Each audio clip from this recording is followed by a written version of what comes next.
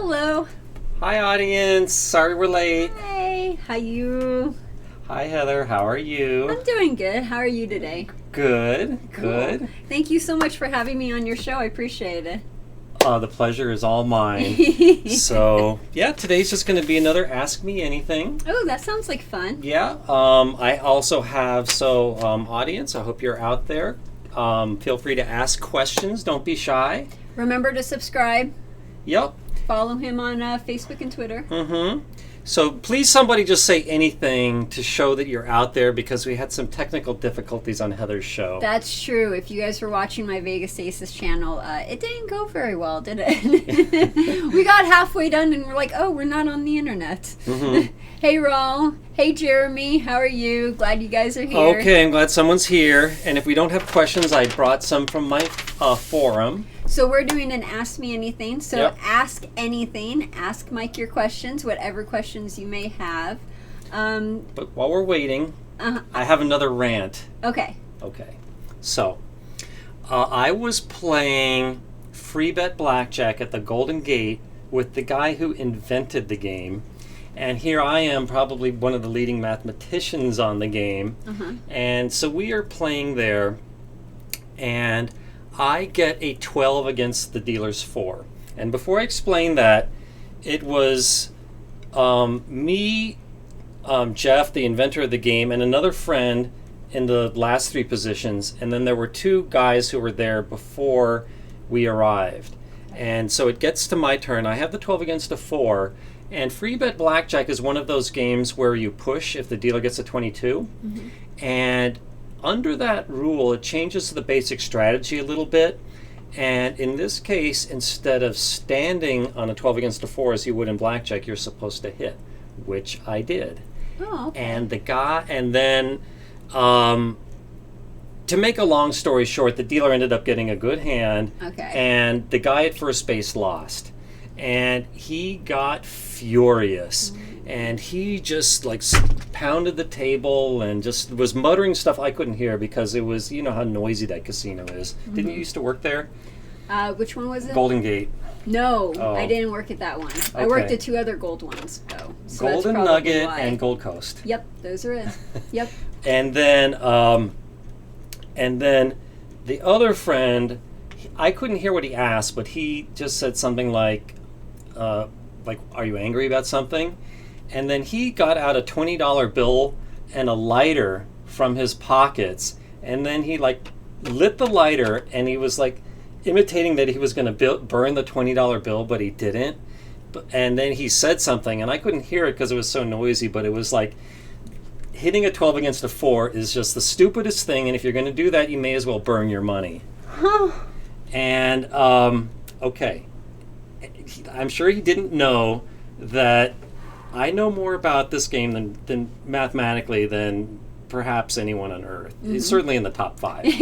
and here I am with the inventor of the game, who doesn't just invent games, but he knows them backwards and forwards and all of the strategy and everything. Mm-hmm.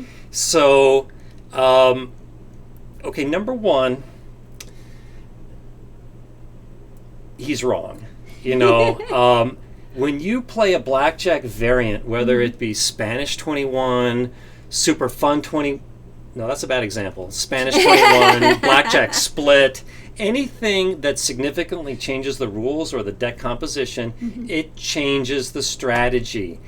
It changes the basic strategy, so know what you're playing. If you're playing a blackjack variant, not blackjack itself, you should be asking yourself, what is the strategy to this game?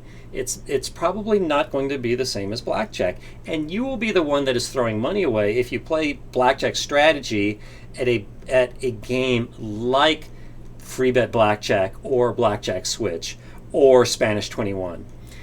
And so don't be so sure that you're always right. Mm-hmm. And secondly, that even if I was playing blackjack and you're playing against a bad players do not hurt the other players. This is a big myth, and I've simulated this to death, and it's just one of these myths that players cling to, and I think that they're looking for someone to blame because they lost. Yep. So mind your own business at the table. Just worry about your own cards. And if another player does something that isn't how you would have played it, again, they're just as likely to help you as to hurt you. And it all averages out in the long run. So there's absolutely no mathematical justification for throwing a hissy fit if someone doesn't play the way you liked it. Yep. So there is my rant, and I could have told variants of this story many times before. When I lived in Baltimore, I played Spanish 21 in Atlantic City all the time, and I got this all the time. Can I add a rant to it too? Yes, sure. Okay, my rant is the same as his rant, except slightly different. Uh-huh. When I was a dealer, it would make me so mad. Same exact thing. Mm-hmm. Don't tell other people how to play. It's not your money. You didn't work for it. Mm-hmm. You didn't put 8 hours into it. You didn't get the paycheck. You have no right to say what that person does with their money. It's their money. You're absolutely right. Yeah, that was just one of those. It's what do you call it? Oh, now I'm blanking. I hate it when I have brain farts. I can't remember, but we'll get back to it. Okay, well, I hope it comes to you. Thank you. But yeah, my policy is I would like to think that I know as much about gambling as just about anyone on earth. Mm. And I see terrible play all the time, and I just keep my mouth shut, Yeah. because they don't know who I am. If I gave advice, they would say, "Who's this idiot giving me advice?" He probably knows less than I do. Yeah.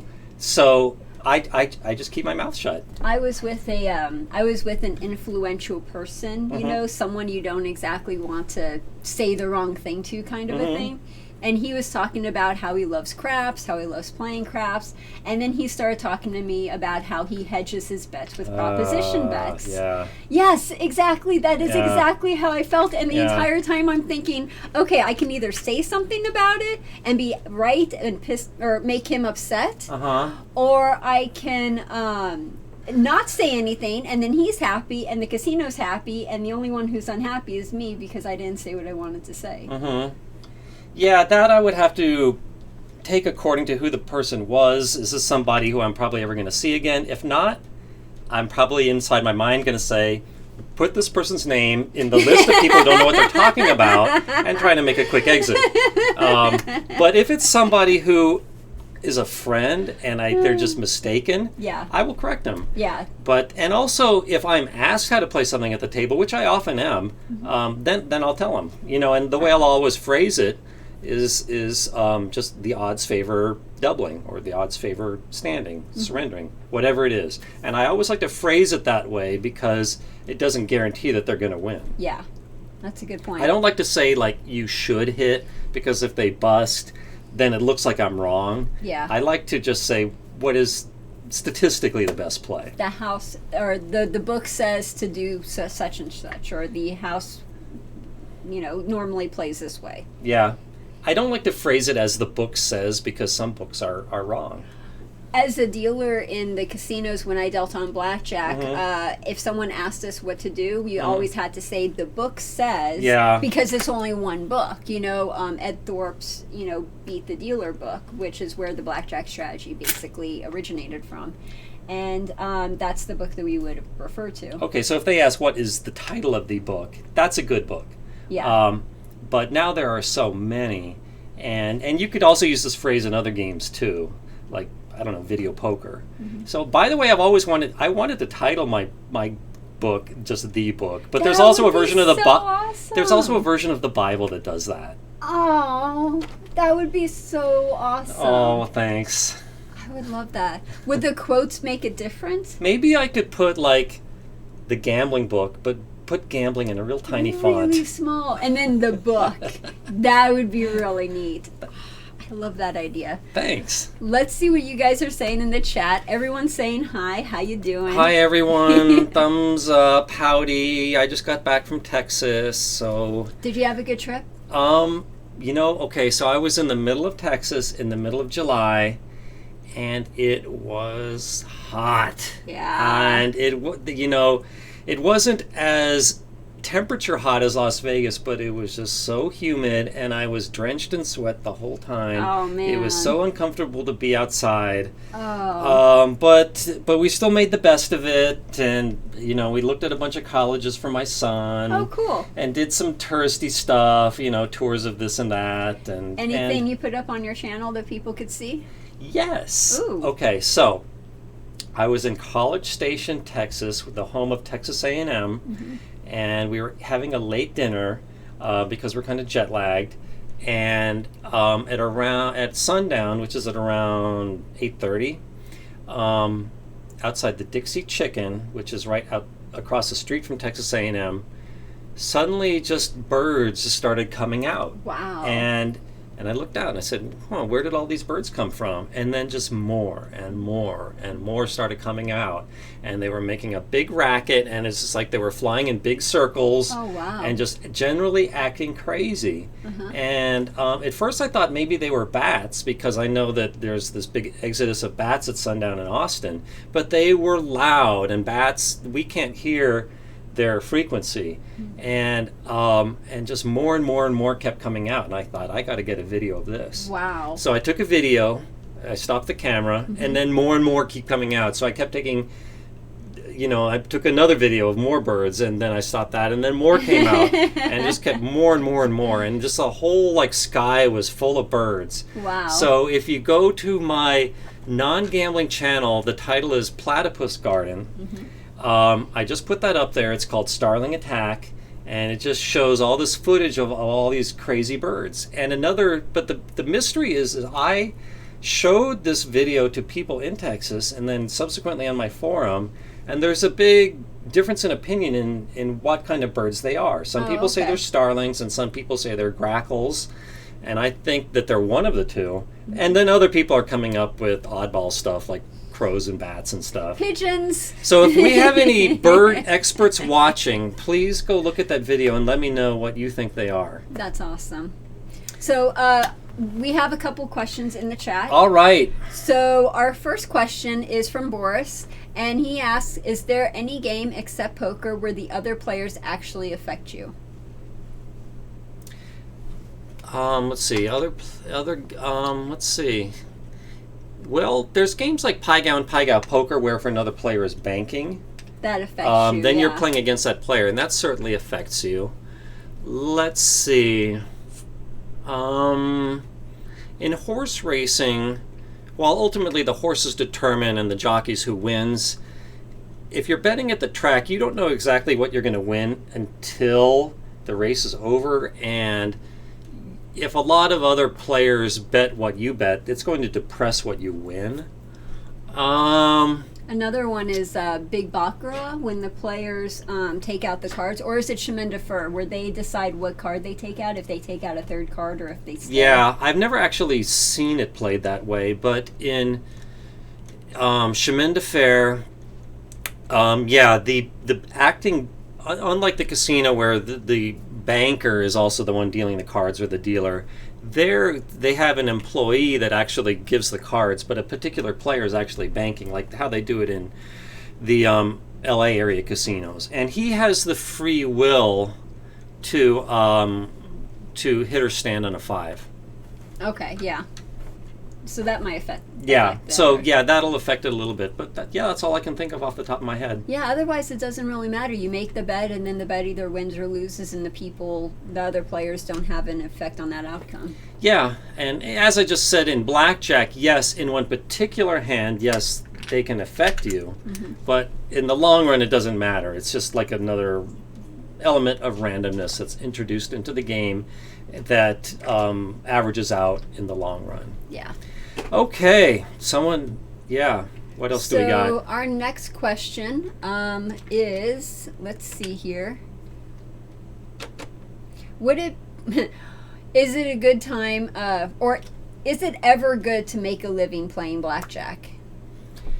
I think I talked about this last time, as I was just in a movie that just came out called Inside the Edge, which Go watch it. Yeah, it's a good movie, and not just because I'm in it. It would be a good movie anyway.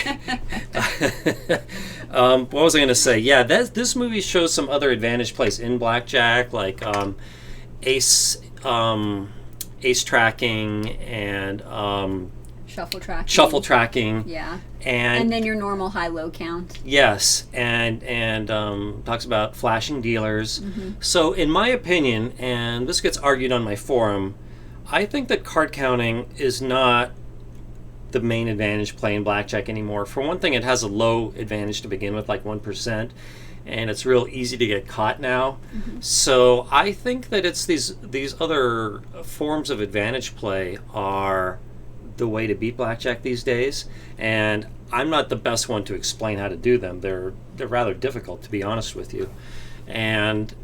But yeah, it's definitely, is this the best time to be a blackjack advantage player? That probably in the early days of counting was better, but yeah. But as they say in Inside the Edge, the players are always one step ahead of the casinos, mm-hmm. and when they figure out how to play, then always just some new play bubbles up, and there's always new games coming out and new side bets, and the cat and mouse game always goes on. Yeah.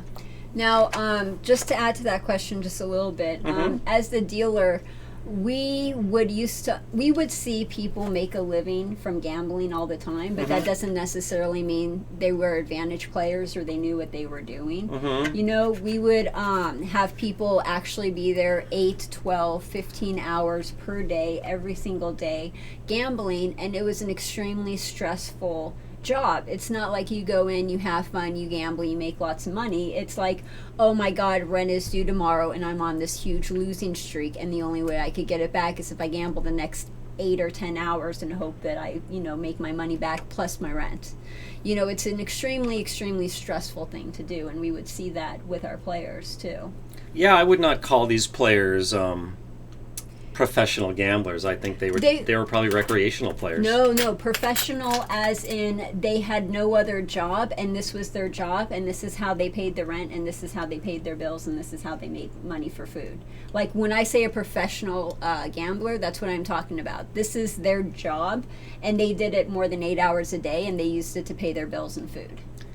But what if they lost the money that they were going to spend on bills and food? I don't know what they would do. I just remember I would be their dealer and they would be on my table every single day, and I would hear them talk to each other about it, and I can't pay rent this month. I don't have any money for food. Hey, can you throw me $100? I need some food this week or something, Yeah. But they were professional gamblers because that's what just because you're a professional gambler doesn't mean you're a good gambler. Doesn't mean you're an advantage player. It just means, this is what you do for your job and this is how you pay your bills. Well, I would say if they didn't have some kind of an angle going, that they were probably overall losing players. I didn't say they were smart. Okay. Well, I think we just have maybe semantic differences there. Okay, let's see what else you guys are saying in the chat. If I am missing any other questions over here. We're getting a lot of highs, getting a lot of people saying hi to us. Hey, guys. Hi, everyone. So that's really cool. Let's see here. A lot of funny questions. So here's an actual question. Can it be that some people have a hard time changing strategies? I find it hard to play a type of VP and then change games. So VP, I'm sure, stands for video poker. Mm-hmm. And yeah, personally, I only have memorized the Deuces Wild strategy and the Jacks are Better strategy. And I think that for professional video poker players, it's probably like knowing more than one language. They can move from Deuces Wild to bonus poker, and they just immediately think, okay, now I have to think bonus poker. And I think that they could do it quite naturally. Mm-hmm. But I think I could see for a beginner that they might forget that they're, say, playing Deuces Wild and make a bad play. Now, with most strategies, is that something you could print out and just take with you? So you absolutely. Don't have to. Okay, so you can do that. Yeah, so my website is full of video poker strategies, and people sell strategy cards for it. Right, and I know when you're on the table, you can easily take out your strategy card, and the dealers are completely fine with that. As long as it doesn't slow down the game too much. As long as it doesn't slow down the game, right? Yeah. So, but if we have a shortage of questions, I have some ready for me. But we always give a priority to the live questions. So we do have another question. Eric is asking, what is your favorite sports book and why? Let me think. Well, you have to always give credit to the Westgate because they are, I believe, the first in Vegas to throw out lines. They take big action. They have a lot of proposition bets. They are definitely an aggressive sports book, and I like the way they do business. They set very sharp lines. If you're looking for something that's more enjoyable, I think the Wynn Sportsbook has really nice, comfortable chairs and really good bet service and huge screens. Have you noticed a difference after the Supreme Court allowed sports betting? No. No. I was reading something the other day, and they said after the Supreme Court allowed sports betting, there's basically only 8 states that do that. Mm-hmm. So besides Nevada, besides New Jersey, there's only 6 other states that allow sports betting. Mm-hmm. And apparently it's not, people aren't really getting into it, Mm-hmm. It's not blooming like they thought it would bloom. Mm-hmm. What do you think? Yeah, I have yet to see a sports book outside of Nevada. I haven't noticed any difference here in Nevada. Mm-hmm. I am not one of these sportsbook lizards, though, that can sit there all day long. No, I just make my bet and I get out. Okay. So, yeah, it hasn't affected my life at all. Okay. Cool. So let's see what we have. That's a good point. So Jul said those are not pro gamblers, they're degenerates. Pro gamblers don't have a bankroll below their rental bills. I agree with you. I like that, yeah. Yeah, by the way, if you ever go to Arizona Charlie's, I think it's full of people who will be there all day long. That's a good point. Like, what's the difference between a pro gambler and a degenerate? Yeah. Okay. Or someone who has a gambling problem. So I got more questions for you. Okay. So, do you care to comment on the lawsuit against Encore Boston for paying 6-5 on blackjack and not paying out the loose coin on slots? Yes, so I just read about this yesterday. Is in Massachusetts, there is a regulation that they can only pay 6-5 on a blackjack in single and double deck games. And the Encore near Boston has been paying 6-5 on their 6 or 8 deck games. And a player brought a lawsuit against that. And I absolutely think that it's a legitimate complaint. I think the player should win. I think that what should happen, I'm not really sure. I don't think that the player should win millions of dollars from this. I think that the win should absolutely be fined by whatever the gaming authority is there. So yeah, I definitely favor strong regulation of casinos, and if the Wynn broke this rule, I think they should be fined, at least in the 6 figures. They just keep getting fined left and right, don't they? That one in particular, that one property? That I didn't know. What else have they been fined over? Oh, they had a huge fine for the incident with Wynn and all of the females. Oh. Yeah, they were fined pretty big for that. Or was that it? Yeah, it was, they couldn't get their license, and they were able to get the license, but they had to pay the fine for it. But they did get the license. Okay. So it was that one. All right. Okay. So another question. When is the next nugget challenge? Or fries, or pizza, or ice cream, or etc.? Okay. So for those of you who don't know what he's talking about. Nuggets. Yes, I once threw it out on my forum that I challenge anyone to eat 100 chicken McNuggets, and I threw out some prize if somebody could, and somebody accepted the challenge. And then there was all kinds of betting going on about whether he could do it, and we set a date, and we did this at the McDonald's at the D, and he got to somewhere in the 80s, and he just couldn't go any further. And so then a couple other people tried, and you only have an hour to do it, and they realized kind of early on, I'm never going to do this, and they quit early.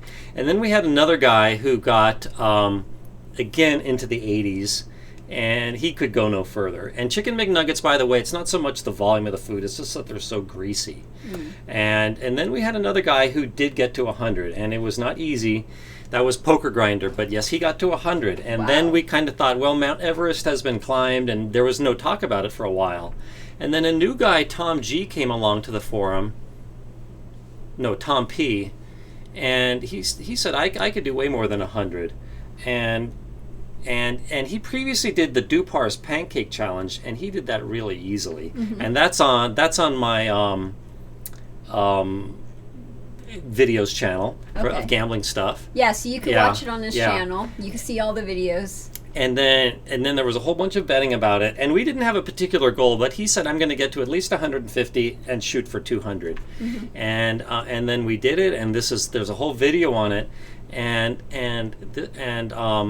Tom got to 150, and it was amazing. That's really neat. Yeah, you met him, didn't you? Yeah. The really tall. At the party. Yeah. Yeah. So he got to 150, and this is a young guy who is a teacher, and he tells me that he eats one meal a day at the buffet, where he is just like a bear and bulks up on calories, and that's all he eats for the day. Oh my goodness. So how could someone who eats that much only eat one meal a day? But he eats a huge meal. Oh wow. So when is the next okay, so to get to the question, we're kind of looking for something to do, because this guy says, I will do something else. I am ready.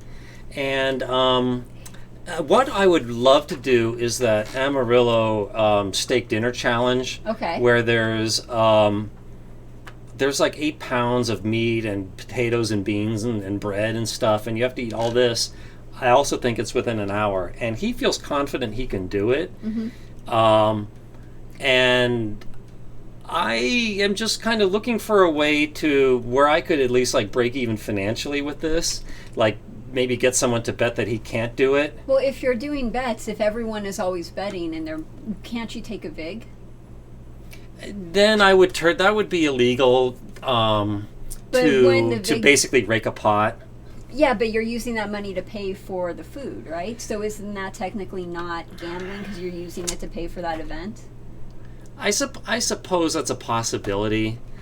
I kind of like to let just people make their own bets. And another thing too is Heart Attack Grill. Don't they have that thing where you have to eat a certain amount of food within a certain amount of time? Yeah, I don't want to patronize the Heart Attack Grill, but if any of you guys know of any in Vegas besides the Heart Attack Grill one, well, I'm all ears. If you guys do ice cream, that's going to be a serious brain freeze. Yeah. That's going to be crazy brain freeze. No, I like to do the ones that are based on burritos and stuff like that. Yeah. So, but I'm open to ideas, but the king daddy of these challenges is the steak dinner in Amarillo, and I would love to do that one. That would be cool. And very few people have achieved that one successfully. Many have tried, but I think their success rate is really low. So, yeah, there you go on that one. Do we have any live questions? We do. We do have some live questions. So, Crap Strategies Live asked, did you notice that a cable network is using your name, Wizard of Odds? Ooh.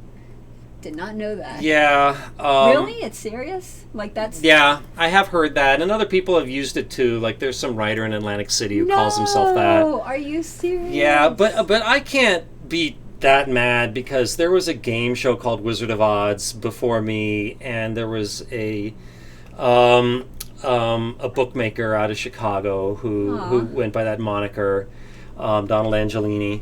So I can't claim that I thought of it, and no, I did not trademark Wizard of Odds. I did trademark wizardofodds.com. Okay. But I don't think I could legitimately get Wizard of Odds because it was already out there when I had a website titled that. Okay. So yeah, nothing I can do about it. Okay. And frankly, I'm not really not terribly angry about it. So we got another question from Powers. Mm-hmm. Mike, thanks for all your advice on the site. I especially love the craps section and reference it often. What is your favorite carnival game and why? Well, thanks for the kind words. I love Ultimate Texas Hold'em. If you play it properly, the element of risk is just 0.5%. Mm-hmm. It's a good challenging game in terms of strategy. And yeah, it's just a very enjoyable game, and it comps well, good odds, intellectual. It has all the elements of a game that I like. Awesome. That sounds good. Okay, so next one. Let's see here. Someone wrote about the Encore Oh, where was that? I missed Jules. Okay, so Jules asked, by the way, Mass Gaming Commission cleared Encore today. The 6 to 5 tables in question are a variation that either had side bets or were single or double deck, which is allowed. Good information. Good to know. Well, the lawsuit alleged they were doing 6 to 5 in a shoe game, but maybe it wasn't blackjack. Maybe it was, who knows, free bet blackjack or something. Okay. But I will look into that. But I can't comment right now. Okay. And then I think we have one more. Humanly Man. Hi, Mike. I found a blackjack game with 4 straight-up progressives. The raise 0.2% each. Would you play that, given the fact that it's CSM and probably could play 500 hands an hour with a plus 0.3% edge? Yeah. I've heard about this somewhere before.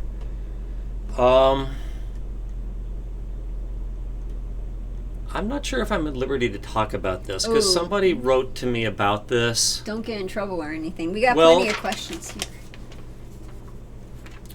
Let me just say, as a rule of thumb, if you see a game where that appears to have a player advantage, I would, especially if it's by some rinky-dink little company you've never heard of, I would not necessarily assume that the cards are dealt fairly. For example, when I was in Germany, I saw a Deuces Wild video poker game that had it was a Joker poker video poker game with a jacks or better pay table. Mm-hmm. And that would have had like a 20% player advantage.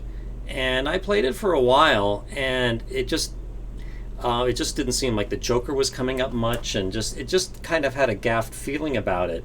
Was that here in America no, or it was a different country? Yeah, it was in Germany. I've heard that from other people, too. So I came home and wrote about it, and I said this machine is by Novomatic, and somebody said, yeah, I live in Germany. It's common knowledge here that those Novomatic games are gaffed. Yeah. It absolutely did not play fairly. And also there was an internet casino called Be the Dealer where, to make kind of a long story short, they gaffed their video poker to not deal royal flushes naturally, that somehow they pulled back the number of royal flushes they dealt. Mm-hmm. So without talking about that game that you mentioned in particular, I wouldn't necessarily trust it. Now, that's the thing, like with gaming, isn't the honesty and integrity of the game the first and foremost important thing? Absolutely. Yeah, that's as it should be. Above all of everything that I say about correct strategy and everything, the top 2 commandments in my 10 commandments of gambling is you shouldn't cheat, mm-hmm. and you should honor your gambling debts. And that is just something that if you can't play fairly and you honor your debts, then, what good are you? All we have really is our reputation. And if this is something I feel strongly about. Yeah. So absolutely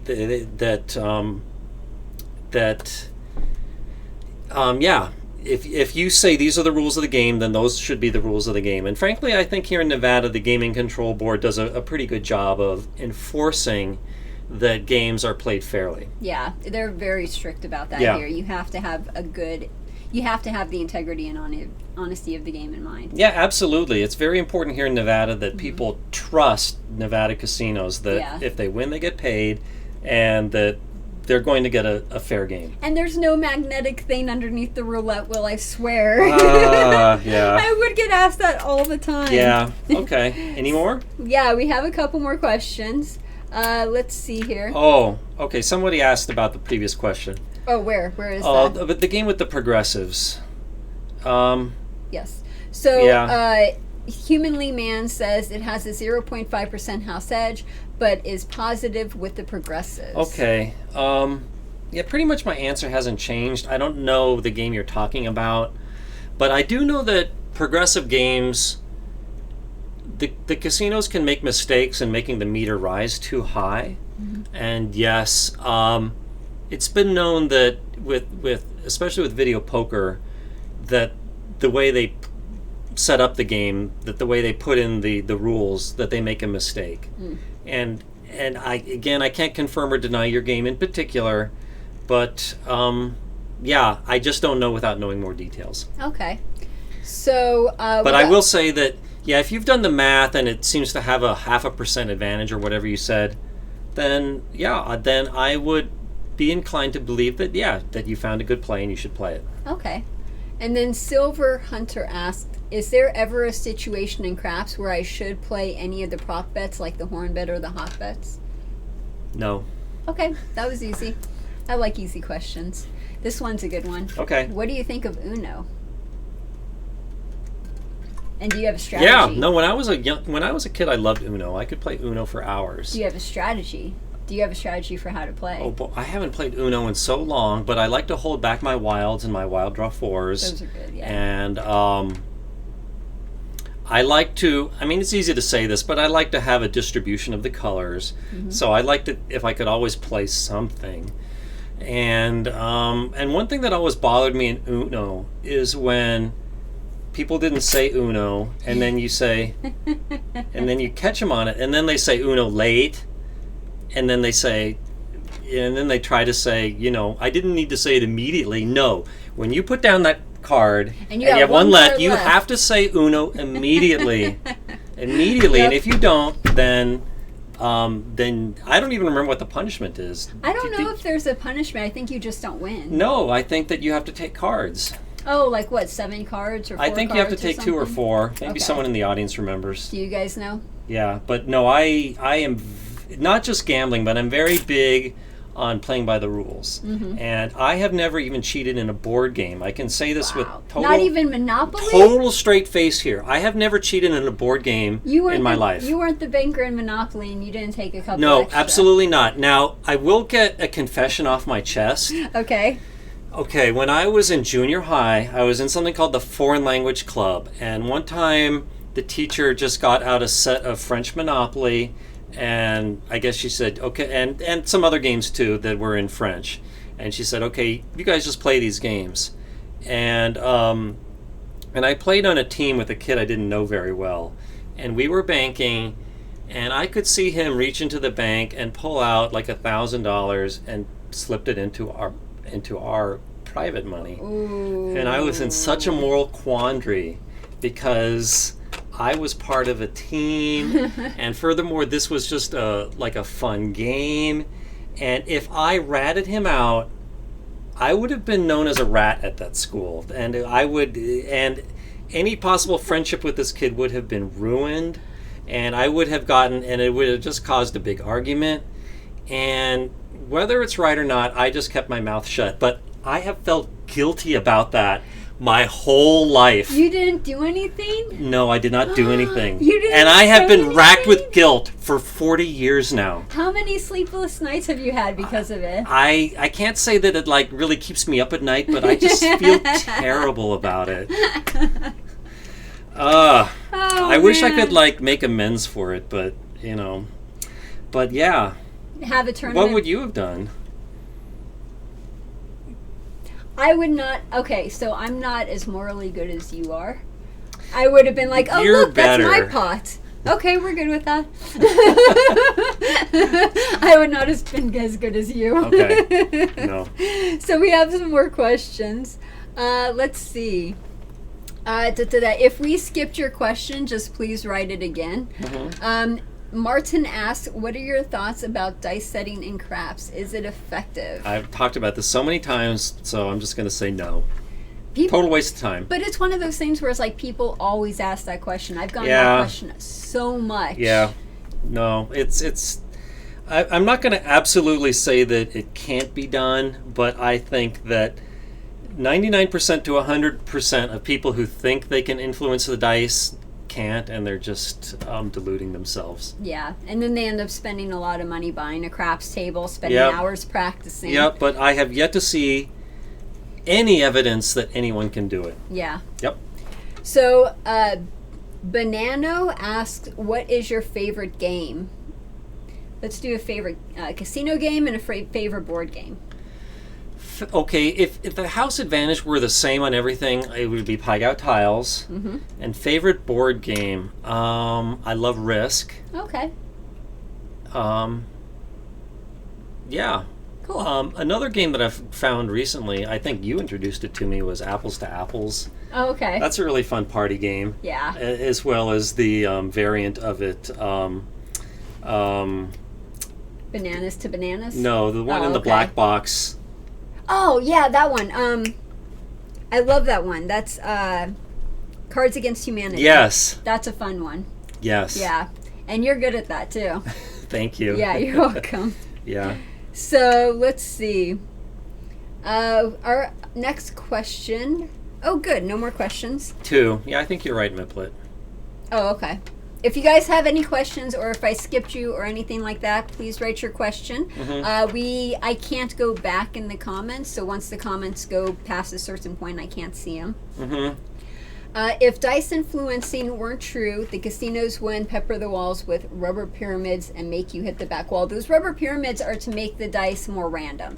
You want a random outcome, and that's what that does. It makes the dice more random. Yeah, if it is to make the game is a defense against dice influencers. Right. Or you could just see it as actually making the game happen. You know, you want the dice to tumble, you want the dice to, you want it to be exciting, so it's part of the game. Yeah, it's just, I view it as just a defense. And of course, dice influencers will say that they can still influence the dice despite that, but again, I don't believe them. I actually know what they're talking about. So if you are one of these people and you're trying to throw the dice, what you look for, I don't know, maybe I shouldn't say this. Should I? Go ahead. Okay. One of the things that you look for when you're doing that is you look for spots in the pyramids where it's rounded off.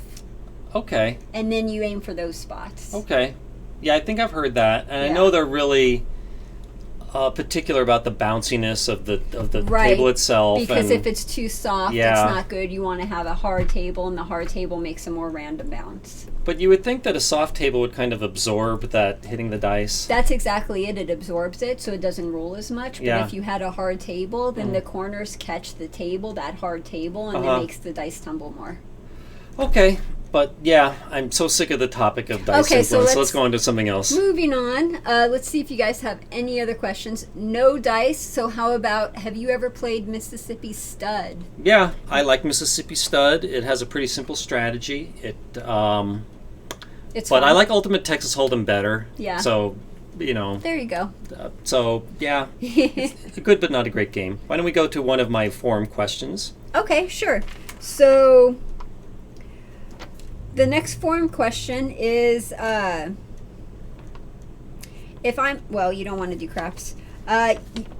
You recently appeared in the documentary Inside the Edge. What other gambling films or documentaries do you recommend, either for useful information or simply as good entertainment? Okay. Yeah, let's both answer that one. Okay. Okay. Well, I was also in another documentary called Ka-Ching Pokey Nation about slot machines, which they call pokies in Australia. And it makes a very good case about how addictive they are. But in terms of fictional movies, here are my top 3. Rounders, which I know everyone says.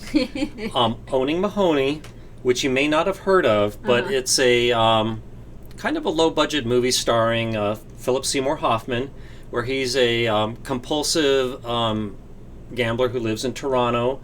And he's a banker, and he keeps shuffling the bank's money around so he can take it to Atlantic City and gamble with it, and usually lose it. But then he covers up everything, like just shuffling around the money of the bank, so that he knows the regulators are going to look at this pool of money, so he'll move money from this pool to that pool to make sure they're happy. But eventually, he gets caught. Okay. But I just love Philip Seymour Hoffman. He's one of my favorite actors, and he does such a great portrayal in this movie. Either he's exactly like that, or it's just the best acting ever. And so, yeah, I can't say enough about this movie. I know not many people have heard of it, but I have yet to hear anyone say they did not like this movie. And finally, okay. There's a movie called Stewie, about Stu Unger, and it stars the guy who played Michael in The Sopranos. Okay. And Stu Unger was just a brilliant guy, not just in poker but gin, and he just had a great memory and a great feel for cards. But again, he was a compulsive gambler that if he didn't have a game with an advantage, he would play anything else. And he did not know how to manage his bankroll and control his gambling, and it was just about him. Okay. And it also has what's his name, Pat Morita, the guy who played the teacher in The Karate Kid. Oh, okay. And yeah, I really like that movie too. Of the three I just said, I would rank it third, but it's another great, often overlooked gambling movie. Very cool. Okay, your turn. Oh, this is going to be fun. So, Inside the Edge, like what you said, Rounders, because that's the one with Matt Damon. Right? Yeah, so Rounders. Casino. Yep. The old 90s Casino. I love Robert that De Niro, one. Joe Pesci. Yeah, great movie. Very good. I didn't say that one because everyone loves it, and I wanted to give a shout out to some more obscure ones, but absolutely agree, great movie. Definitely. Okay. And then that's pretty much. Oh, I have a couple. If you go to my YouTube channel, Vegas Aces, I have a playlist of additional videos and movies, and I actually have a couple like actual documentaries up there, so people could watch it and everything. So I would put all of those videos on my list. But I can't name all of them because I don't remember all of them. But I know where they're at. Okay. All right. Let's see if you guys have any other questions in the chat. Someone mentioned Jay. Hi, Jay. He mentioned Jay. Vegas Vacation. Did you know that after the credits, you know how lots of times when they show the credits, they will like alternate between credits and like a little bit more footage?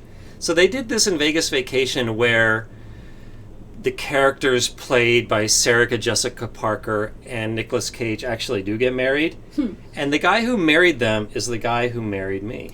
No way. Yeah. And he is a real creature. He was, and so, yeah, that was, and I didn't even know this until like 10 years after I got married, and I thought, he looks so familiar. And then I watched the credits to see his name, and then I went through the filing cabinet to find the marriage certificate, and it was the same guy. That is so neat. Yeah. But yeah, Vegas Vacation, yeah, that's I would say it's a good movie, but not a great movie. Cool. Okay, well, I know what I'm getting you for Christmas. I'm going to get a picture of the Vegas Vacation wedding and then your wedding and put them two together so you can see the guy at the same one. Okay, maybe not. So anyway, next one. Is it worth playing poker online? Boy, one could talk about that all day long. I will say that online poker is infested with sharks. Yeah. And unless you're really, really, really good, you're just one of the fish. I would either not fuss with it or just play like either for free or just like at the penny level just for fun. Yeah, that makes sense. Yep. Okay, I like this question from Dan. Do you like your photo book from Burning Man? The photo book I got you. Oh yeah, of course. Well,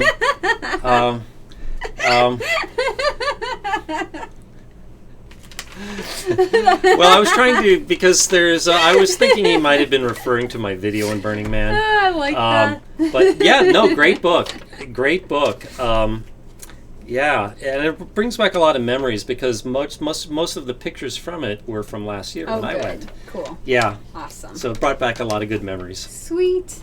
And then, as a dealer in a job that requires a lot of standing, who makes the best shoes? I'm going to give that one to you. Yeah, I actually am writing a section of this in my book.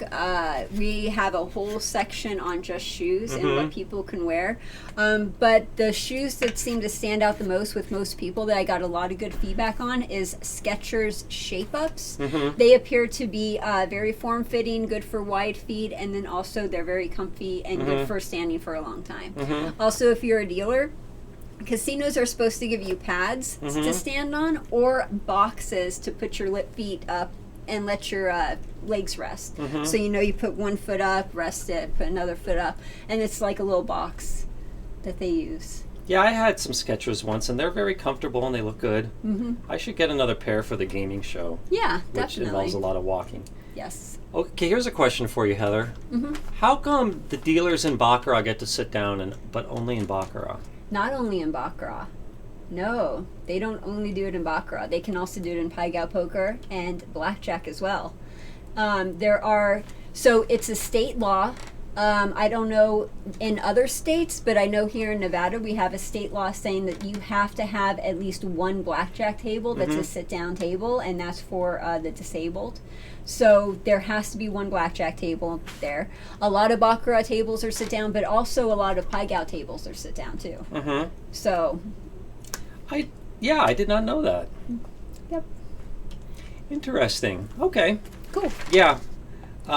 Anything else up here? Yeah, let's see. We got a lot of crafts questions. Do you want me to ask any of the crafts questions, or you want me to bypass the crafts questions? Pick any good ones. Okay.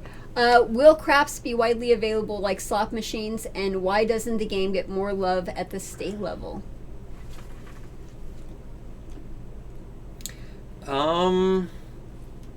Well, I think there's plenty of love for craps here in Vegas. Plus, we have a lot of craps slot machines and whatnot. So we have bubble craps. We have like the normal craps, video craps. Yeah, I'm not sure I understand the question, but I do know that outside of Nevada, craps is not that popular. Like, especially outside the United States, it's difficult to find. Well, that's just because it's so hard, right? Right. I think that, like in Macau, I think there might be 2 craps tables in the whole city, and I think that if someone like saw this game for the first time, they would just, what in the heck? This is so complicated, you know. Yeah. But you know, we've just been brought up in the game, so yeah, that's we're just used to it. So I got one more question. Getting back to other things to do in Vegas, I enjoy seeing oddities and strange locals, such as the Winchester Mystery House. Would a trip out to the unofficial pet cemetery near Boulder be worth the drive like a tourist for myself?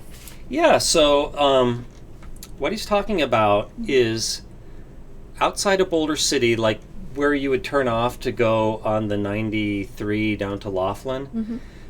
About 5 miles down that road, there is the unofficial pet cemetery of Boulder City, and there's no signs for it. You really have to know where to look for it. And there's a point where there's like the 2 lanes like split off, and there's an island in the middle. And if you're driving south, right where that island starts, it's going to be on the northbound side of the highway, and you park, and you'll see just these handmade crosses and graves and stuff, and that's where it is. It's like something out of like the Pet Sematary movie by Stephen King. It's just all these homemade, pets, places where you bury pets, and it goes back to the 50s, so it's really old and weather beaten. So it's really cool. Would I go all the way there from Las Vegas to see it? Probably not. But if you're going to go to, say, the Hoover Dam or to Laughlin anyway, by all means, it's not far out of the way. And I have a video of it on my site, which shows specifically how to find it, which is not easy. So yeah, if you're going to be anywhere close to it, yeah, definitely worth doing. That's cool. So where did they find that video?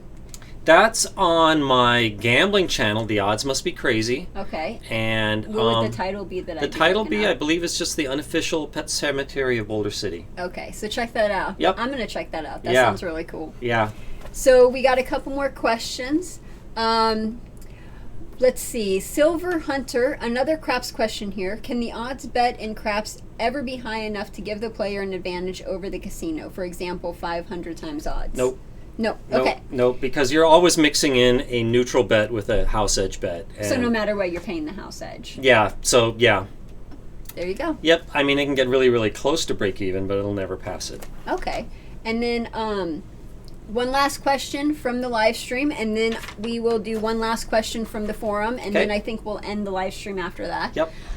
Humanly Man says, is it okay to play progressive slots earlier than your break-even formula? I usually play 10 to 20% more. Say if your break-even is $800 max. Is for $800. Say your break-even for $800 is $720. I play from $700. I hope that makes sense. Yeah. No, you shouldn't, because Okay. I mean I do a lot of mathematical calculations in determining these break-even points, and some people say, well, if it's close to it, maybe I will pump up that meter to where it is positive, but you'll be losing a lot of money pumping it up there. And I look, if I just make one bet right now, am I going to have a good bet? And if the break even is 720 and it's at 700, then no, you'll have a good bet, but not a player advantage. So unless you're going to play anyway, no, I would not play. Okay, sounds good. And then our last question from the forums is, if I'm playing craps and an earthquake hits, just as the dice are settling on a winning point, changing it to a losing 7, will I still get paid? I wonder if that happened because of the earthquake. Yeah, so yeah, did you feel the earthquakes? Yes, my whole place, I'm on the second story, the whole place was swaying. I got up, I started walking, and I'm like, okay, I'm drunk, but I can't be drunk because I haven't been drinking alcohol, but I'm drunk. But I can't be drunk because I haven't been drinking. So why do I feel... I did not understand it. Then I realized, oh my God, we're having an earthquake. Is that the first one you've ever felt? Second one. The first one was in the 90s, early 90s, when I was, I don't know, in elementary school. And again, I was on the second floor, and I felt it, and I came running downstairs. Mommy, we just had an earthquake. No, we didn't. Go back upstairs. So went back upstairs, and the next day, oh my God, we actually did have an earthquake. I told you. I would have given your mom a big "I told you so." I think I might have. Like, I told you. But yeah, no, I grew up in the LA area, so I felt a lot of them. So you're but yeah, I felt both of them.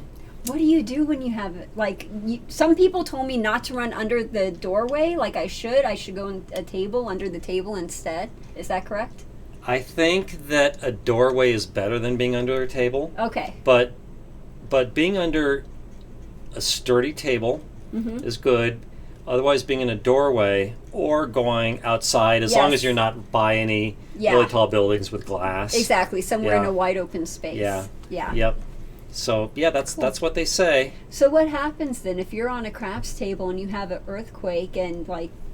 Well, I'll let you comment since you're the dealer, but I think goodness. that the casinos would say where the dice landed is where they land, and it's a act of God. Yeah. And I have to agree with you on that. Yeah. It would be an act of God. None of the players did anything. We would just, however the dice landed, that's how they landed. Yep, force majeure. Yeah, we got a little more random in there. Yeah. Okay. Cool. Well, that was a good last question. Yeah, and when can people see you next time? What is your next live So I have a busy kind of schedule coming up, and I wrote it down here. My next show will be August 14th. Okay, August 14th. So 3 p.m., August 14th? Yep. So thanks so much for Heather. Heather is my producer. Thank you very much. No problem. And Heather has her own live stream, 2 o'clock right before mine. Yep. At her Vegas Aces channel. And Heather has a bigger emphasis on dealing and how to play. how to be a dealer, how to play, more of the mechanics of the games. We talked about pie gow tiles today. Yes, in two videos. Yes, I'm frequently a guest on Heather's channel. Yeah, thankfully. Okay. I'm so happy about that. So thank you so much, audience, for coming. Thank you. And I'll see you next time. Yeah, see you in August. Okay. Bye. Bye, audience.